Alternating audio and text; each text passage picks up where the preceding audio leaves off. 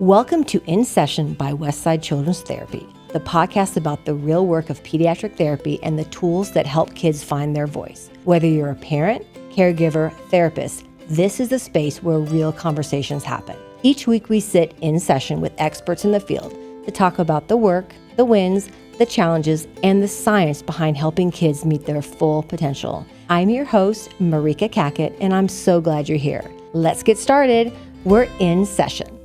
Hey there, and welcome to this episode of In Session, the OT for the big kids. That's right, how we help our older kids, teens and tweens, navigate life one, maybe stumble or two at a time. Welcoming back Allie and Alyssa from Westside Children's Therapy, where we talk all things OT for the big kids. Thank you, ladies, and welcome back. Thank you. So the first episode, we really focused on littles.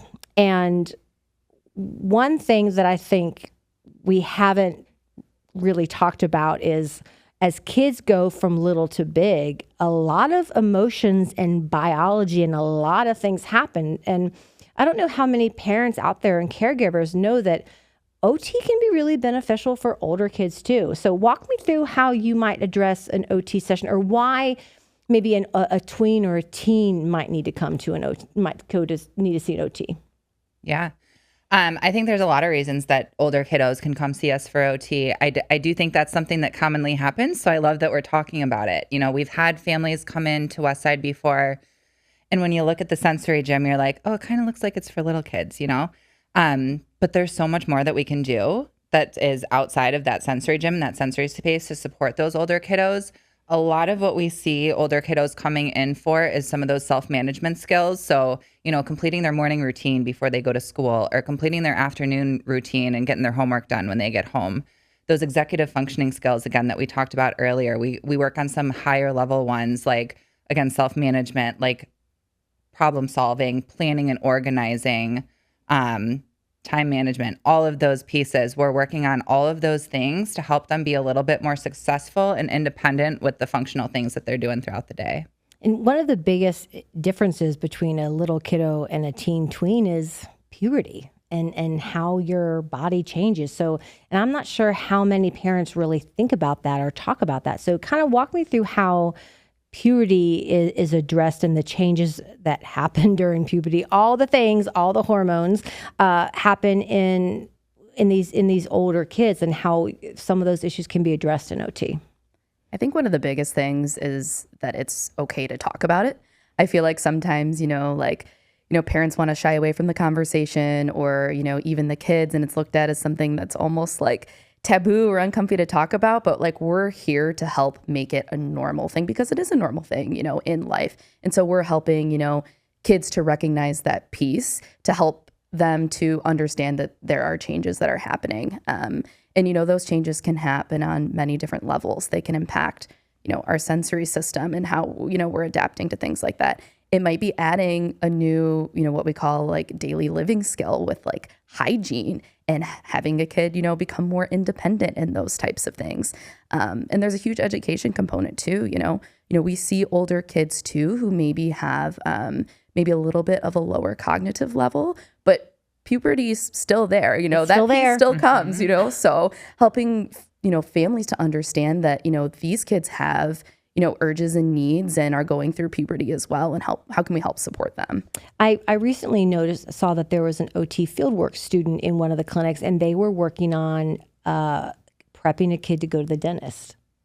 And who would have thought that that was something that you would need to do an OT for a 12-year-old? But it is, because kids have a fear of dentists. Yeah. And this OT was literally like with a brush saying, okay, this is what happens. I'm going to touch your lips. I'm going to touch your cheek. We're going to put a brush. So even things that, maybe parents might think, oh, that they're just afraid of the dentist, that they'll get over it. No, like they're actually things that you can do. So kind of walk us through some of those things that, preparing kids for transitions or upcoming changes, how OT can really benefit them. Yeah. We have a lot of strategies that we use for that. And I always anchor back to this, but it's based on the kiddo and what works for them. When we're seeing some of those escalated behaviors surrounding transitions, surrounding dental visits, surrounding things that might be a little scary, we're going to want to get down to the root cause of what's causing that fear.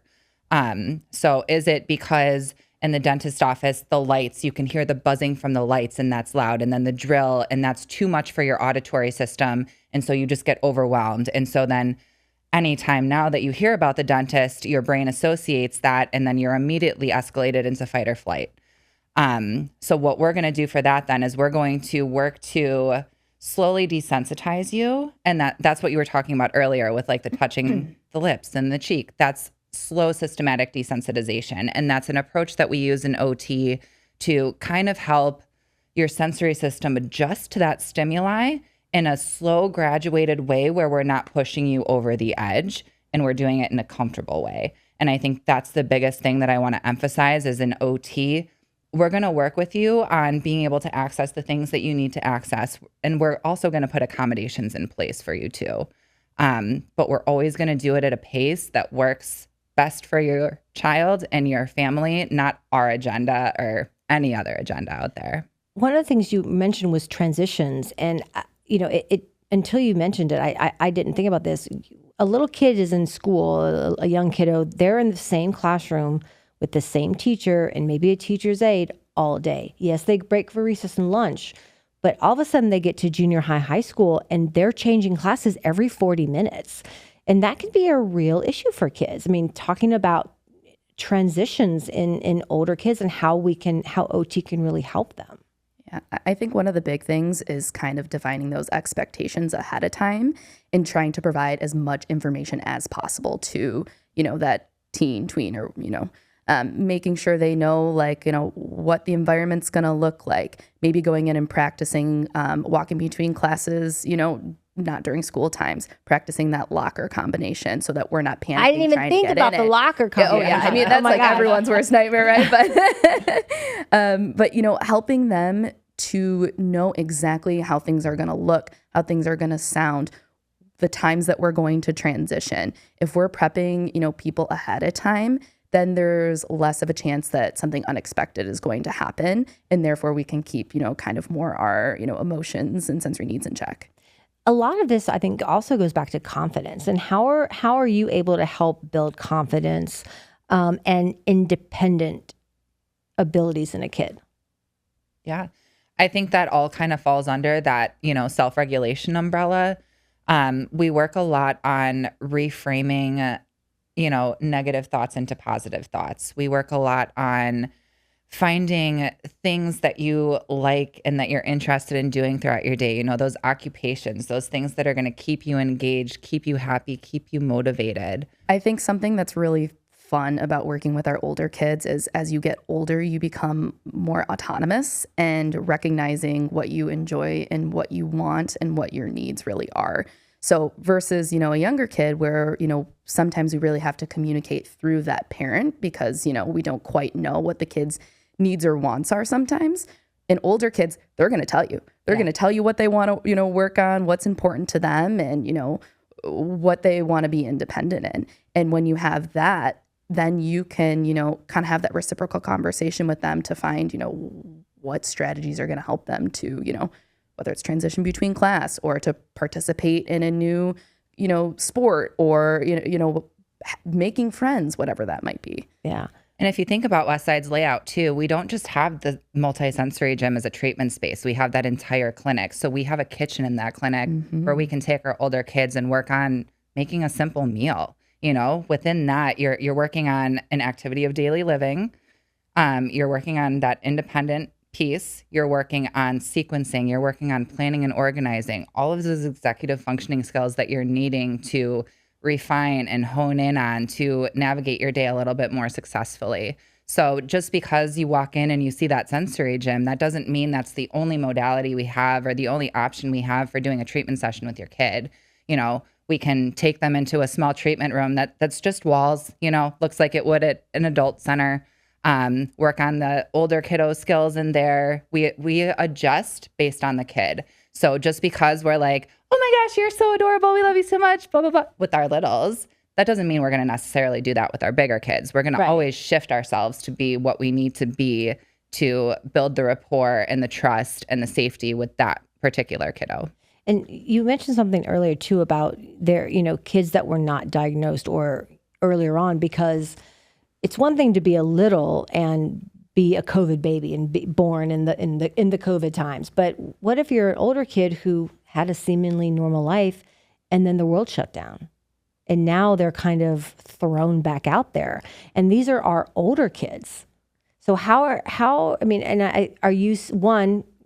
you seeing maybe an increase in those concerns? And two, how are you helping families that are seeing kids, come out of COVID and not being able to adjust to life back in this crazy world that we live in? I think you made a really, interesting point that maybe, with this crazy world that we're living in right now and all of these changes and being thrown back into, various environments and school and things like that, it's maybe helping some, kids and teens recognize that maybe their brain works a little bit differently than, other people.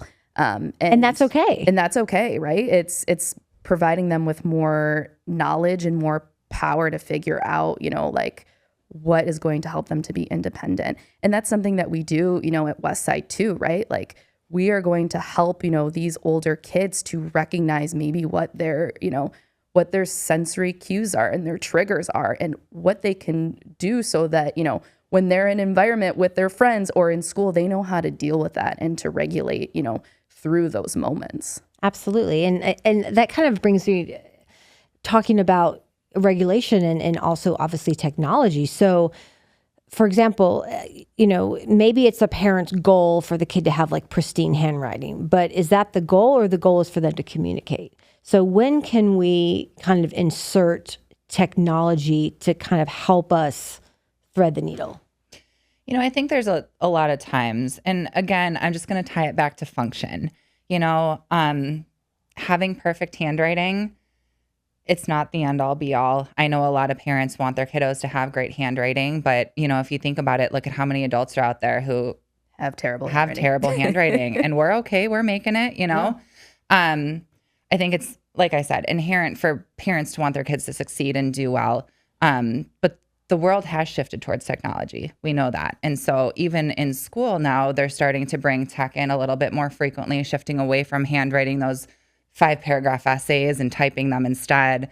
And I think the access to technology that we have is so wonderful for those kiddos because, we might have a kid who they can write beautifully for a couple of sentences, but oh my gosh, is it fatiguing for their hand because they have a really tight grasp because they have trouble processing that proprioceptive sense. So they have trouble grading that force. And that's my problem too. Girl, when I'm writing my hand, after about 2 minutes, I'm like, I can't do this anymore. I'm over it. I'm over it. Yeah. But, with tech, it gives them the option to type and it also gives them access to so many different assistive tech options in terms of softwares and programs that you can do talk to text and other pieces where if there are other skill deficits or challenges that you're having in other areas, we can accommodate for those as well. And, we did this in a previous episode. We talked about how the overlap of OT and counseling, but, because a lot of what you are doing, especially in older kids, is when they're in puberty and the hormones is the emotional regulation. So walk me through in an OT session, how you can help an older girl or older boy deal with and handle regulating their emotions because, they're all over the place. They're teens. Yeah. I think first and foremost, it's helping them to recognize kind of what those triggers are that are going to, impact those big emotions and those big feelings.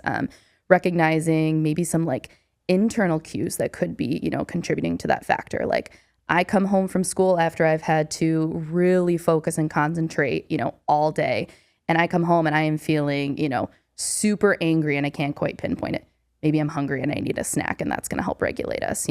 Maybe we need to help them learn that, hey, I need to communicate with my parents that after school, don't overload me with 30 questions. I need an hour and I'm going to regulate. And then, we're going to get back to that piece. So we're going to work with that kiddo and we're going to find what those tools are that's going to, help them.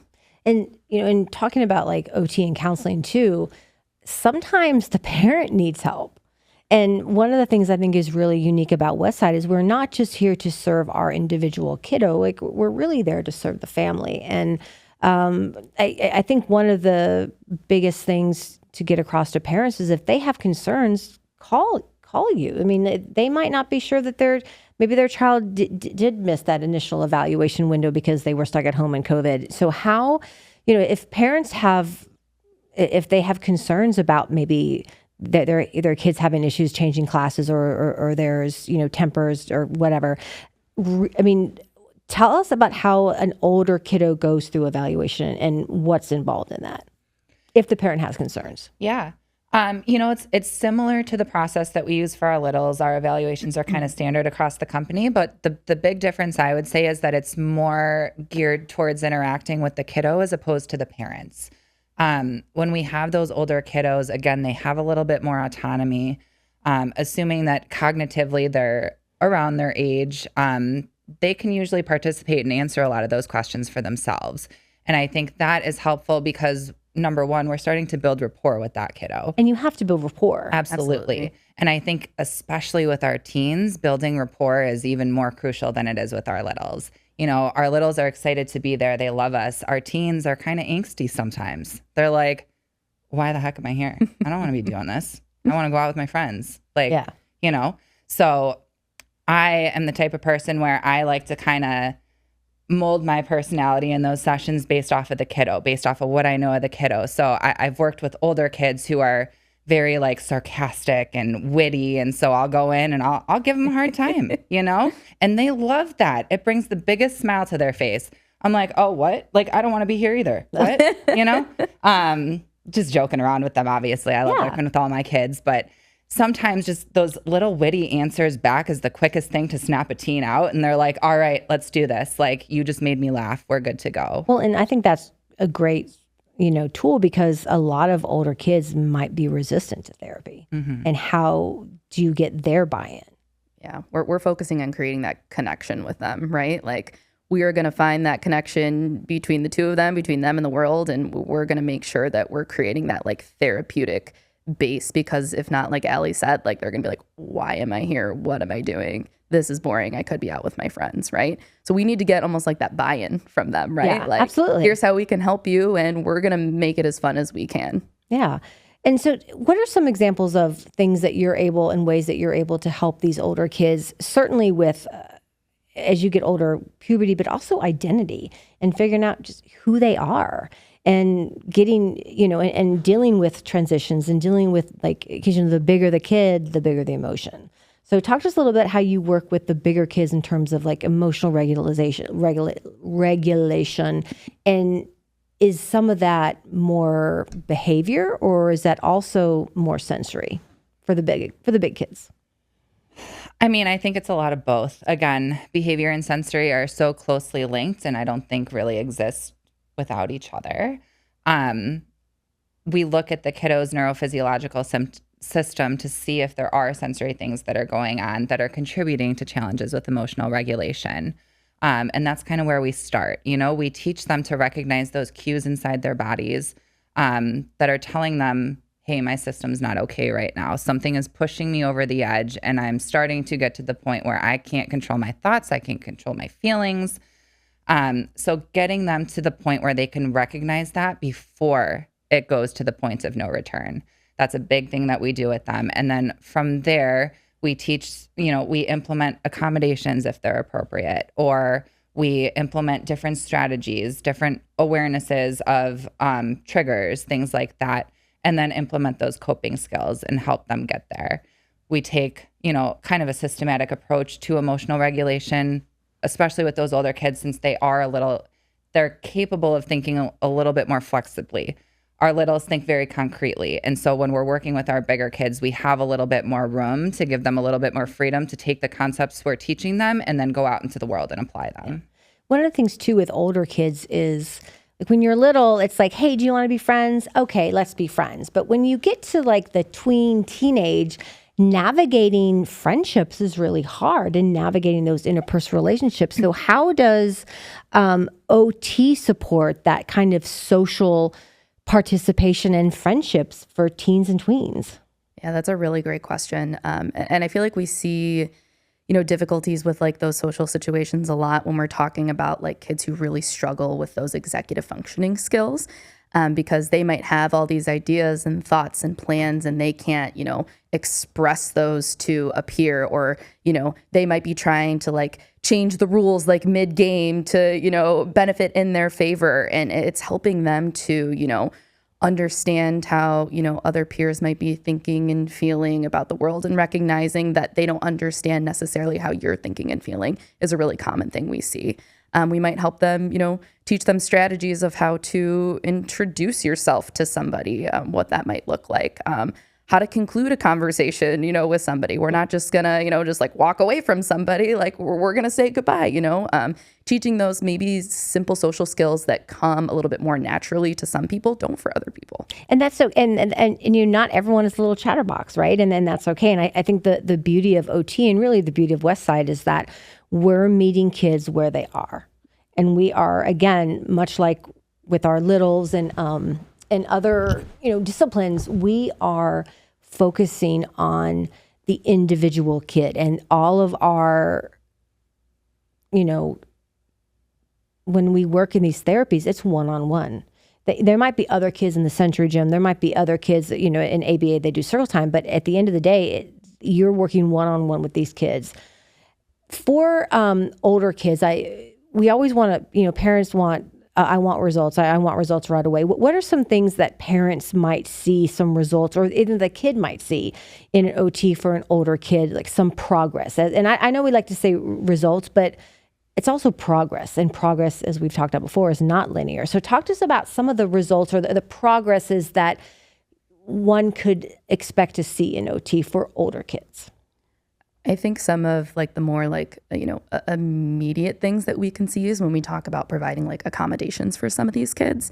And that can look like a variety of things. That might be like in school when an older kid maybe really struggles with, like task management, or, like knowing what comes next, that we provide them something as simple as a visual on their desk that they know, I need to do this and then I can check it off my list, or I need to do this, then this, then this. It can be something that's simple. It could be like, helping them to advocate that they just need to get out of the classroom for a 5-minute walk because they're overstimulated, or, can't pay attention, some very simplistic things that maybe they don't recognize or think about because, they don't quite know how their brain works yet. Who knows how the brain works? I mean, really, like, let's get real. But like for older kids too, what are some of the wins you've had where maybe, like they've had issues transitioning between classes, or, if you think about like in a high school, you might have to walk up and down stairs for the first time really ever. And there's a time limit to go between classes. I mean, there's a lot of things. So what are some of like the sort of smaller wins that you've seen for some of these older kids at OT? Yeah. I think I have some similar things to what Alyssa said. I think it depends on the kiddo and what they're there for. Some of the smaller ones that I've personally seen with some of the older kids I've worked with have been things like, the whole family took the weekend and they organized the mudroom to get everything where it needs to be to get the kiddo's stuff ready so that she has everything in one spot to access for school. The whole family came together and did it. It was so nice. And Mom even told me afterwards, she goes, not only did this girl get herself ready for school and out the door and on the bus on time without me not having to say one word to her, but her little brother followed in suit and did the same thing that morning. Oh, that's awesome. Yeah. I love that. And so that kind of brings up another thing about it's not just the kiddo win, it's the family that wins. And how OT can really support those siblings of kids that are in therapy and the families as well. So kind of talk to us about some of the ways that you find, like with older kids, especially with a much younger sibling that's getting, kind of all the attention. How are you able to kind of help parents guide through that? Because it's a lot, they've got lots of kids and maybe their kids in more than one therapy. How can you really help support the parent so they can then support their child? And if they have all these other kids, it's a lot for a parent. Mm-hmm. Yeah. I think providing like some type set of structure can be really helpful. So that, for example, that there's going to be at least 10 to 15 minutes where I'm going to sit down with, my little, and then 10 to 15 minutes where I'm going to have that one-on-one time with my older kid too, because, it's important. And if you create it into a routine and part of the structure of your day, then it always happens. I think that just structure in general in the home can be really helpful too, kind of like Allie was saying, like they created a structure and an environment where like everything was where it needed to be. And if we do that every single solitary day for weeks on end, eventually it becomes more natural, to us. And then the little kids get in on it too. And then the adults get in on it, so that it's not looked at as like, oh, this is just something we're doing for our older kid. It's like, no, we all benefit from this as a family. We all get out the door on time, like we're all in bed at a decent hour. And I think one thing I like to emphasize with parents too is to model what you want to see. Absolutely. I think that's a big one that is really easy for all of us to forget on a day-to-day basis, because life is hard. The world is stressful and things get to us. Like I said, we're all human. And so you might be at your wit's end coming home from work at the end of the day, and then you come home and your kids haven't done their homework. The house is a mess. Dinner's not made. And it just goes from there, Those are the times where it's the most important for us to model, because if we're trying to shape our kiddos to being able to tolerate stresses and things like that, then what are we showing them with how we handle our stresses and things like that, that patience is key, and helping our kiddos find ways that they can find their own patience too is going to be really big. And a big part of that is through you modeling it. Do you ever have a situation where one parent is like 100% in, I'm going to get this kid OT, it's going to be great, and the other parent's like, nah, the other parent just doesn't buy it? I mean, how can you, one, support the kiddo in that situation and support the parent that's really trying to do the best for their kid? Yeah, that's a great question. And we do see it, kind of often. One parent will drop off and they have 30 things they want to communicate with us. And, the other parent drops off and they're like, oh, no, they're fine. Like, they don't tell you really, sort of anything. And I think that's just where education really comes into play. Educating, on what exactly we do, how we can help. Education on maybe like how, their kid's brain is working. And then, showing them then how maybe some of the things that we're doing and the strategies that we're providing for the child is helping in their day-to-day lives, just pointing out those kind of like small wins that we were talking about, earlier. It's really about the small wins. And I think so many times we look for these like massive changes, but what are some examples of maybe some things that, because they say kids are our best educators. What are some things that you've learned from older kids in OT? Like some things that, other than what the word like Riz means or whatever, the like the trendy word is that they're saying. In our when we met with the counseling team, they were constantly like chat GPT, what does Riz mean? Like all these like weird words. But like, what are some of the things that like you kind of learn from your older kids? I think for me, I learned a lot of creativity and flexibility.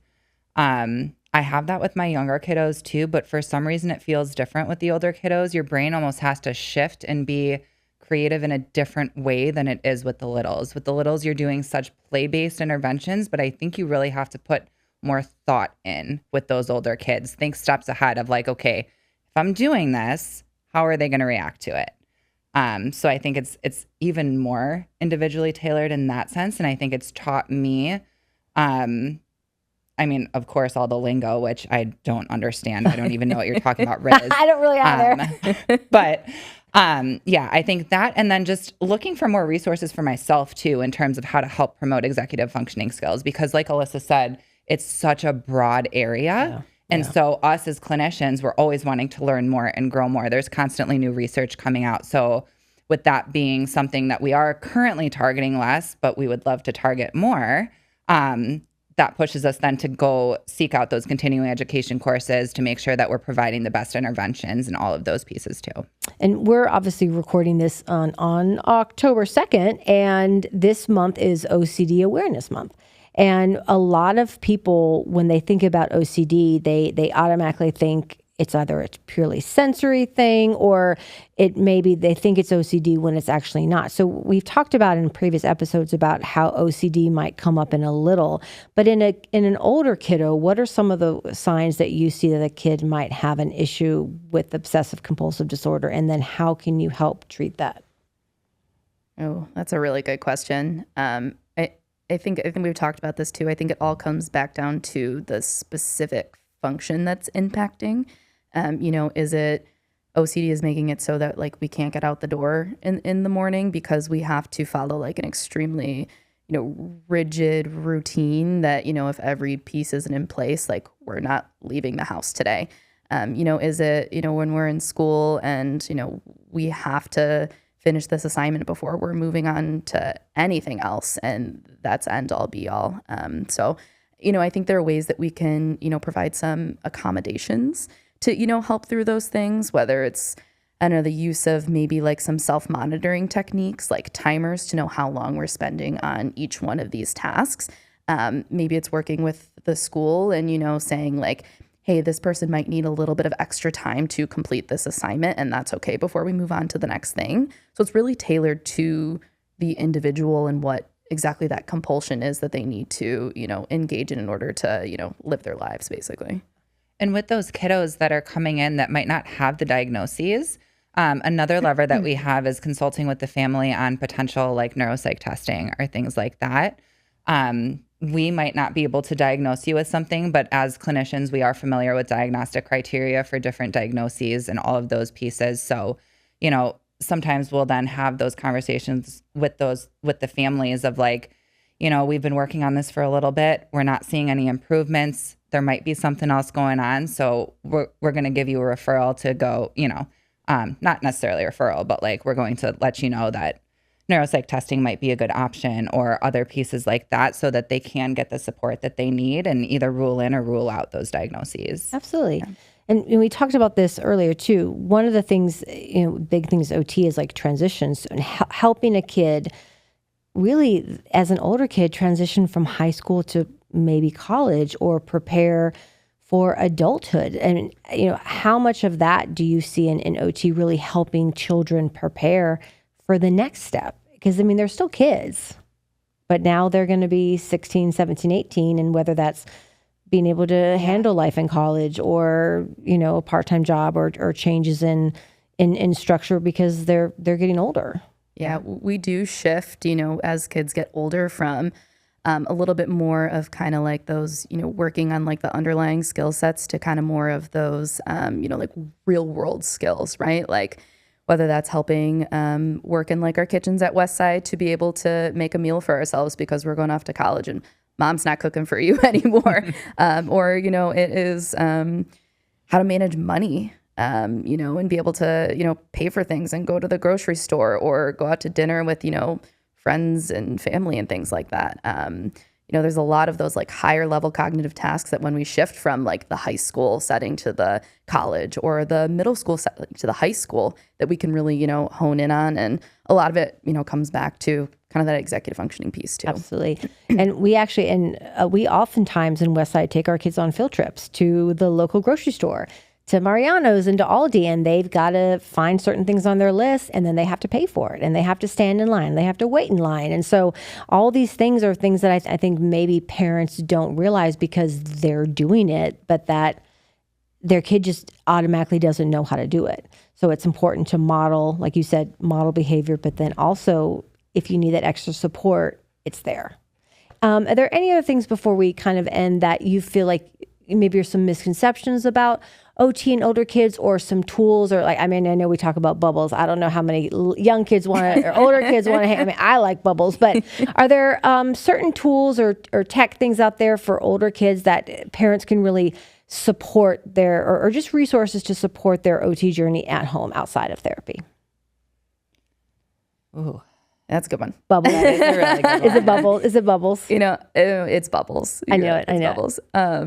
No, I would say once again, like if you don't know, ask, call and inquire, what we can do to help your older child. And, we've talked a lot about like the sensory gym space and how like a lot of it's tailored towards the littles. That doesn't mean that, we can't help your older child too. I think Westside is especially good at that. We get a lot of families that come in who said they've graduated from OT and other clinics, but there's still pieces that we can, really help with. So if you still feel like there's something that's just not quite right or something that we can improve on and work on, call and ask and talk to us.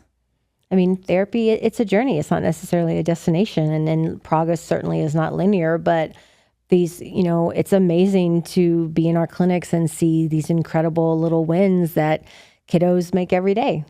Well, thank you, ladies. And thank you all for joining us on this episode of In Session. We'll see you next time on the Therapy Couch.